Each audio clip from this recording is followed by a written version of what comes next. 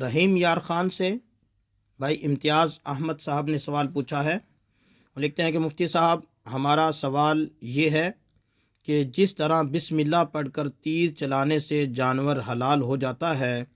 کیا اسی طرح بندوق کی گولی اگر بسم اللہ پڑھ کر چلائی جائے تو کیا اس سے کیا ہوا شکار اگر مر جائے تو کیا حلال ہوگا یا نہیں؟ امتیاز احمد: جی میرے محترم بھائی، تیر کی بات اور ہے، گولی اور شے ہے۔ تیر وہ چھری کی طرح تیز ہوتا ہے، اس لیے تیر اگر کوئی بسم اللہ پڑھ کر تیر شکار پر چلاتا ہے اور وہ شکار کے زخم لگاتا ہے تیر اور اس سے جانور مر جاتا ہے تو یہ حلال ہوگا، بلا شبہ اس کے کھانے میں کوئی قباحت نہیں ہے۔ لیکن جتنی بھی گولیاں ہیں جو ہم مشاہدے میں آئی ہیں، ان میں کوئی گولی بھی ایسی نہیں کہ ان کو پکڑ کر اگر ہم ہاتھ پر ایسے پھیریں تو وہ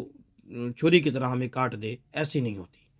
بلکہ گولی آگے سے کند ہوتی ہے، وہ اپنی تیزی کی وجہ سے، رفتار کی وجہ سے، گرمی کی وجہ سے وہ شے کو مارتی ہے۔ اس لیے گولی سے مرا ہوا جانور حلال نہیں کہا جائے گا، بے شک